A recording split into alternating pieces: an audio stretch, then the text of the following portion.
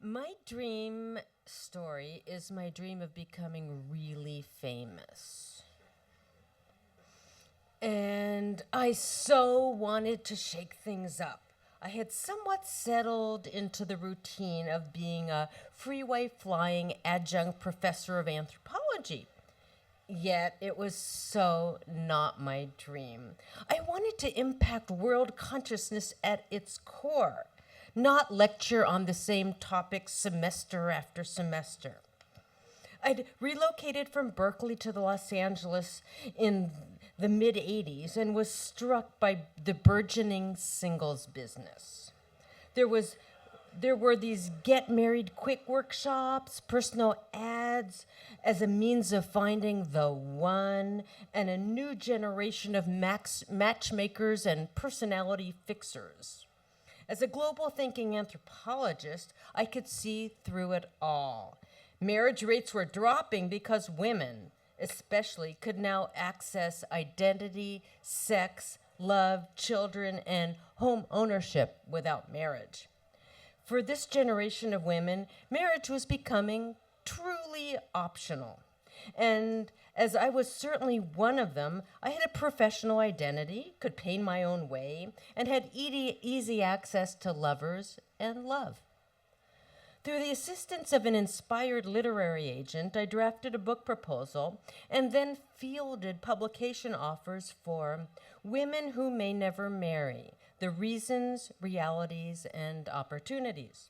My lovely hardcover book came out in 1993, soon after John Gray's Men Are From Mars, Women Are From Venus. I attended one of his first book release events and was certain my book could be equally as successful.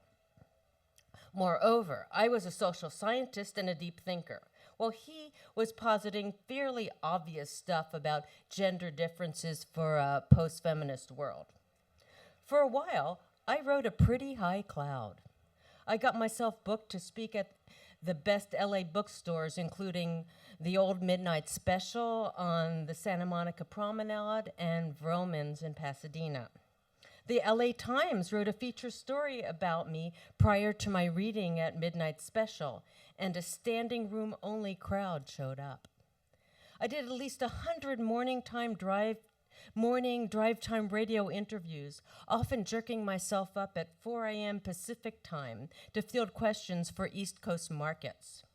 When USA Today interviewed me, their piece was syndicated on the Gannett Newswire, and suddenly newspapers across the country were running the story of my revolutionary idea. Through a series of contacts, I was invited to appear on the infamous Donahue Show.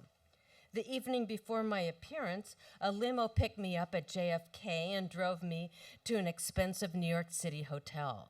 The next day, I did great on the show, piping in with a mix of solid observations and funny anecdotes. After about a year and a half of this, I faced that not much in my life had changed. Because my publisher had not managed to stock bookstores as fast as our media coverage swooped the country, the book lost its chance of becoming a bestseller. Moreover, I had gotten itchy. I'd grown tired of being interviewed over and over again on the simple premises of my book's first chapter. Most interviewers had not read the whole book, and thus I'd gotten caught up in a mind-numbing cycle. While I could amp myself up to answer their predictable questions, I'd grown very bored.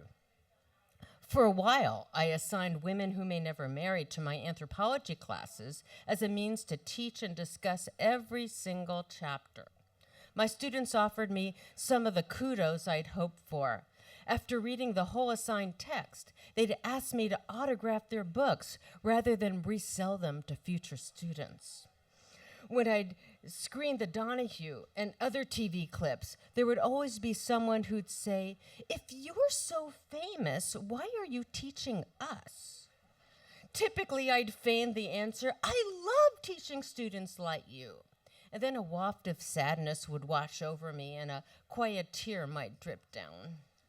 Despite my dream of never having to teach another section of Anthropology 101, teaching remains my primary source of income. I face that going into depth on 15 topics in a semester is more intellectually satisfying than being interviewed endlessly on one. I thought over why Men Are From Mars became a perennial bestseller, while Women Who May Never Marry did not. Well, John Gray received a PhD via correspondence course from an unaccredited university. I have been a bona fide academic. I have reveled in independent research, and my itchy soul keeps me from fixating on ideas, even brilliant ideas. Gray's background in yoga and meditation enabled him the discipline to stick with the same thing and market it endlessly. I had fun marketing myself for a while because it was a thing, a new thing. And then it wasn't. Despite that I had fun being a 15 minutes of fame celebrity, I very much enjoy being fly on the wall anonymous. I don't have to wear wigs when I go out in public, nor fend off a paparazzi following. And I can approach strangers like all of you as a friendly equal.